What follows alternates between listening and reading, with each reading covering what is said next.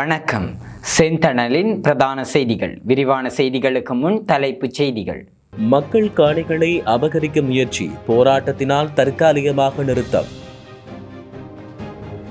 தொண்டமனாறு நன்னீராக்கும் திட்டத்தினால் பாதிப்பு, வலுக்கும் எதிர்ப்பு. கடுமையான வெப்பம் உயிருக்கு ஆபத்தாகலாம், சுகாதாரத்துறை அவசர எச்சரிக்கை. லிட்டோ எரிவாயு விலை திருத்தம் குறித்து வெளியான தகவல். மோட்டார் சைக்கிளில் பயணித்த மாணவர்களுக்கு எமனான பேருந்து, 12ஆம் வகுப்பு மாணவர் உயிரிழப்பு. ராஜபக்ஷ குடும்பத்திற்கு பேரிடி, இருவருக்கு பிடியாணை உத்தரவு. பல லட்சம் ரூபாய் பெறுமதியான சிகரெட்டுகளுடன் சீன நாட்டவர் கைது.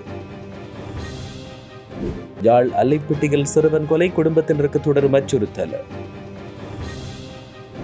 70 அடி பள்ளத்தில் விழுந்த வேன், ஒரே குடும்பத்தைச் சேர்ந்த 5 பேர் படுகாயம்.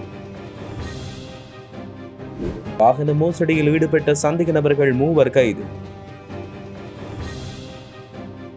அமெரிக்காவை நிற்கதியாக்கும் RS-2 ட்ரோன்கள், ஈரான் ராணுவம் வெளியிட்ட அறிவிப்பு. அதிரடியாக அதிகரித்த கச்சா எண்ணெய் விலை. மத்திய கிழக்கில் தொடரும் உச்சக்கட்ட கொதிநிலை, போரில் நுழையும் சீனா. ஒப்பந்தத்துக்கு வராவிட்டால் உச்சக்கட்ட தாக்குதல், சற்று முன் ஈரானுக்கு ட்ரம்ப் எச்சரிக்கை. தொடர்பென விரிவான செய்திகள்.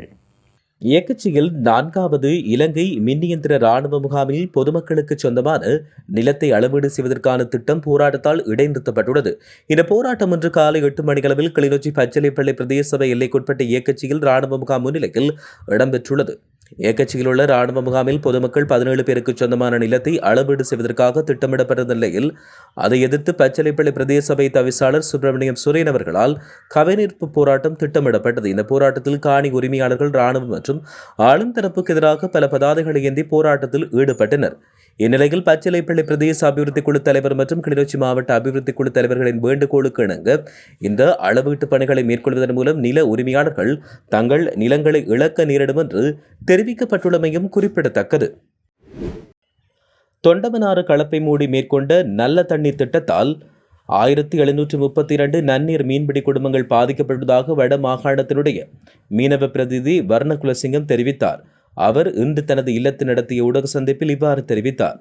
தொண்டமனாற்றை அண்மித்த பகுதிகளில் நன்னீர் ஆக்கும் திட்டத்தால் மீனவ மற்றும் விவசாயிகள் பாதிக்கப்படுகின்றனர். மழைக்காலங்களில் அச்சுவேலி, தம்பாலை உள்ளிட்ட பகுதிகளில் வெள்ள நீர் தேங்கும் போது அவர்கள் அந்த நீரை வெளியேற்றுவதற்காக கடலுக்குள் நீர் செல்லக்கூடிய வழிகளை மேற்கொள்வார்கள். தற்போது கடலுக்குள் நீர் செல்ல முடியாதவாறு வான்கதவுகள் மூடி காணப்படுவதால் விவசாயம் செய்கை பண்ண முடியாதவாறு நீர் மட்டம் உயர்ந்து காணப்படுகிறது. இதனால் விவசாயம் செய்கை பண்ண முடியாத நிலை காணப்படுகிறது. குறித்த நல்ல தண்ணீர் திட்டம் ஆரம்பித்த நாளிலிருந்து 12,072 நன்னீர் மீனவ குடும்பங்கள் பாதிக்கப்பட்டுள்ளதாக தெரிவிக்கப்படுகின்றமையும் குறிப்பிடத்தக்கது. நாட்டில் தற்போது நிலவுகின்ற கடுமையான வெப்பத்தை பொதுமக்கள் எவரும் அலட்சியப்படுத்த வேண்டாம். இதனால் உயிரிழக்கும் அபாயம் காணப்படுவதாக சுகாதார அமைச்சின் சமூக மருத்துவ ஆலோசகர் வைத்தியர் இனோகா சுரவீர எச்சரித்துள்ளார். சுகாதார மேம்பாட்டு பணியத்தில் நேற்று இடம்பெற்ற ஊடகவியலாளர் சந்திப்பில் அவர் இவ்வாறு தெரிவித்தார். தற்போதைய கடுமையான வெப்பம் காரணமாக வெப்ப தசைப்பிடிப்பு, வெப்பச்சோர்வு, மரணத்தை ஏற்படுத்தும் பக்கவாத பாதிப்பு உள்ளாகக்கூடும் என்று தெரிவிக்கப்படுகிறது. நீரிழிவு, இதய நோய்கள், சிறுநீரக நோய்கள், புற்றுநோய்கள் போன்ற நாள்பட்ட நோய்களால் பாதிக்கப்பட்டோர் மிகுந்த அவதானத்துடன் இருக்குமாறும் கேட்டுக் கொள்ளப்பட்டுள்ளனர். கடும் வெப்பத்தால் அவர்களின் உடல்நிலை மோசமாகி அதனால் உயிரிழப்பு ஏற்படும் என்று தெரிவிக்கப்பட்டுள்ளது. விவசாயிகள் மற்றும் கட்டுமான தொழிலாளர்கள் போன்ற வெளிப்புற பணியாளர்கள் உடல்நிலை குறித்து விழிப்புடன் இருக்க வேண்டும். அதிக அளவில் நீர் அருந்த வேண்டும். மது, கோப்பி, இனிப்பு பானத்தை தவிர்க்க வேண்டும் என தெரிவித்தார். அதைத் தொடர்ந்து சுகாதார அமைச்சின் சுற்றுச்சூழல், தொழில், சுகாதாரம் மற்றும் உணவு பாதுகாப்பு பிரிவின் பணிப்பாளர் வைத்தியர் சந்தனி விதானவும் இது தொடர்பில் எச்சரிக்கை விடுத்துள்ளதாக தெரிய வருகின்றது. மாதாந்த விலை திருத்தத்துக்கு அமைய சமையல் எரிவாயு விலை திருத்தம் தொடர்பான இறுதி தீர்மானத்தை எதிர்வரும் 5ஆம் தேதி வெளியிடவுள்ளதாக லிட்டோ நிறுவனம் தெரிவிக்கிறது.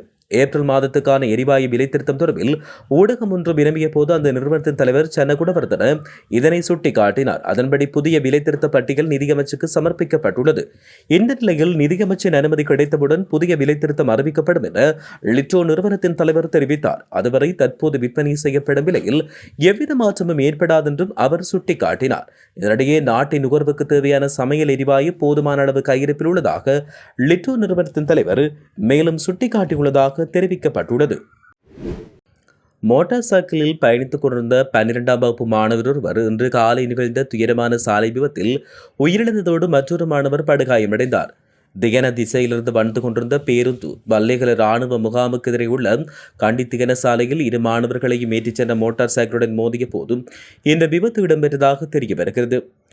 மோதிய வேகத்தில் மாணவர்கள் இருவரும் பேருந்தின் அடியில் சிக்கிக் கொண்டதால் ஒரு மாணவர் உயிரிழக்க நேரிட்டதோடு மற்றொரு மாணவர் பலத்த காயங்களுக்கு உள்ளாகினார். விபத்தில் உயிரிழந்தவர் 12ஆம் வகுப்பைச் சேர்ந்த மாணவர் என்று தெரிய வருகிறது. காயமடைந்த மற்றொரு மாணவர் தற்போது கண்டி தேசிய மருத்துவமனையின் தீவிர சிகிச்சை பிரிவில் சிகிச்சை பெற்று வருகிறார். விபத்து இடம்பெற்ற நேரத்தில் பல்லேகல சர்வதேச கிரிக்கெட் மைதானத்தில் நடைபெறவிருந்த கண்டி பள்ளிகளுக்கு இடையிலான முக்கிய கிரிக்கெட் போட்டியை ஏற்பாடு செய்யும் பணிகளில் உதவுவதற்காக இரு மாணவர்களும் சென்று கொண்டிருந்ததாக தகவல்கள் தெரிவிக்கின்றன. முன்னாள் அமைச்சர் சமல் ராஜபக்ஷவின் மகனும் ஸ்ரீலங்கா ஏர்லைன்ஸ் நிறுவனத்தின் முன்னாள் நிர்வாக குழு உறுப்பினருமான ஷமீந்திர ராஜபக்ஷ மற்றும் ஸ்ரீலங்கன் ஏர்லைன்ஸ் நிறுவனத்தின் முன்னாள் தலைவரான கபில சந்திரசேனவின் மனைவியான பிரியங்கா நியோமாலி விஜயநாயக் ஆகியோரை கைது செய்வதற்கான திறந்த பிடியாணைகளை பிறப்பிக்குமாறு கொழும்பு நீதவான் நீதிமன்றம் உத்தரவிட்டுள்ளது. ஸ்ரீலங்கன் ஏர்லைன்ஸ் நிறுவனத்துக்காக ஆபீஸ் விமானங்களை கொள்முதல் செய்ததில் இடம்பெற்றதாக கூறப்படுகின்ற லஞ்ச புகார்கள் தொடர்பான நீதிமன்ற நடவடிக்கையின் போது சந்தேக நபர்கள் நீதிமன்றில் ஆஜராக தவறியதை அடுத்து இந்த பிடியாணை பிறப்பிக்கப்பட்டது. ஊழல் ஒழிப்பு ஆணைக்குழுவால் முன்வைக்கப்பட்ட கோரிக்கையை பரிசீலித்த பின் கொழும்பு பிரதம நீதவான் இந்த பிடியாணைகளை பிறப்பித்துள்ளதாக தெரிய வருகிறது. சுமார் 72 லட்சம் ரூபாய் பெறுமதியான சட்டவிரோத சிகரெட்டுகளை நாட்டுக்கு கொண்டுவர முயன்ற சீன நாட்டவர் ஒருவர் கைது செய்யப்பட்டுள்ளார். குறிப்பாக இன்று அதிகாலை கட்டுநாயக்க விமான நிலையத்தில் வைத்தே இந்த கைது இடம்பெற்றது. இந்நிலையில் கைது செய்யப்பட்ட சந்தேக நபர் கொண்டு வந்த 4 பயணப் பொதிகளுக்குள் மறைத்து வைக்கப்பட்ட 240 கார்ட்டூன் சிகரெட்டுகள் கைப்பற்றப்பட்டதாக தெரிய வருகிறது. கைது செய்யப்பட்ட சந்தேக நபர் மலேசியாவின் கோலாலம்பூர் நகரிலிருந்து மலேசிய அலையன்ஸ் நிறுவனத்துக்கு சொந்தமான MH179 என்ற விமானம் மூலம் இன்று அதிகாலை 12:25 மணிக்கு கட்டுநாயக்க விமான நிலையத்தை வந்தடைந்துள்ளதாக தெரிய வருகிறது. யாழ்ப்பாணம் மல்லைப்பட்டியில் கடந்த பிப்ரவரி 10ஆம் தேதி போலீசாரின் துப்பாக்கிச் சூட்டில் உயிரிழந்த 17 வயது சிறுவன் அருள் பைஸ் என்பவரின் குடும்பத்தினர் தங்களிடம் அச்சுறுத்தல்கள் நிலவுவதாகவும் இந்நிலையில் மறைமுகமாக பின்தொடரப்படுவதாகவும் முறைப்பாடு செய்துள்ளனர். முறைப்பாட்டின் பொழுது குடும்பத்தினர் மோட்டார் சைக்கிள்களில் அச்சுறுத்திய நபர்கள் பற்றிய ஒளிப்படங்கள் மற்றும் காணொலி ஆதாரங்களை சமர்ப்பித்துள்ளனர். மருத்துவமனை ஆணைக்குழு யாழ் பிராந்திய அலுவலகத்துக்கான அறிக்கையின் பின்னர் கனகராஜ் யாழ் மாவட்ட போலீஸ் அத்தியட்சகருக்கு விசாரணையை முன்னெடுத்து அறிக்கை சமர்ப்பிக்குமாறு பணித்துள்ளார். தற்போது குற்றச்சாட்டுக்குள்ளான போலீஸ் பிரிவினரை விசாரணை செய்யும் நிலை தொடர்பில் பாதிக்கப்பட்டவர்கள் மற்றும் சட்டத்தரணிகள் யாழ்ப்பாணம் மற்றும் மாவட்ட குற்றத்தரப்பு பிரிவினர்களும் விசாரணைகளை முன்னெடுக்க வேண்டும் என்று கோரிக்கை விடுத்துள்ளனர். மேலும் உயிரிழந்த சிறுவனின் துப்பாக்கிச் சூட்டு சம்பவம் தொடர்பான விசாரணைகள் கொழும்பு குற்றப்புலனாய்வுத்துறைக்கு மாற்றி நடத்தப்பட நீதிமன்றம் உத்தரவு பிறப்பித்துள்ளது. ஒரே குடும்பத்தைச் சேர்ந்தவர்கள் பயணித்த வேன் ஒன்று வீதியை விட்டு விலகி சுமார் 70 அடி பள்ளத்தில் விழுந்து விபத்துக்குள்ளானது. இந்த விபத்து இன்று அதிகாலை 1 மணியளவில் கொத்மலை கரண்டிகல்ல பகுதியில் இடம்பெற்றுள்ளது. இந்த விபத்தில் வேனில் பயணித்த 5 படுகாயமடைந்து நுவரெலியா மாவட்ட பொது வைத்தியசாலையில் அனுமதிக்கப்பட்டுள்ளதாக கொத்மலை காவல் நிலைய பொறுப்பதிகாரி காவல்துறை பரிசோதகர் இந்திக்க லலித் தெரிவித்தார்.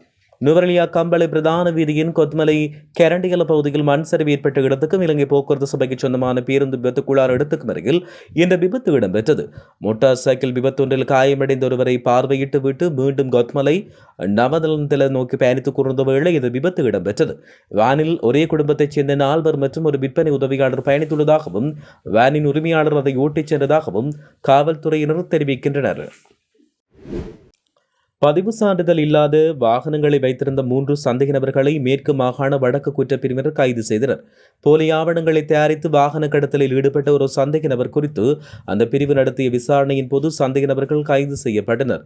மேலும் அவர்களிடமிருந்த 3 கார்கள், 2 ஜீப்புகள், ஒரு லொரி மற்றும் ஒரு மோட்டார் சைக்கிள் என்பன காவல்துறையின் காவலில் எடுக்கப்பட்டுள்ளன.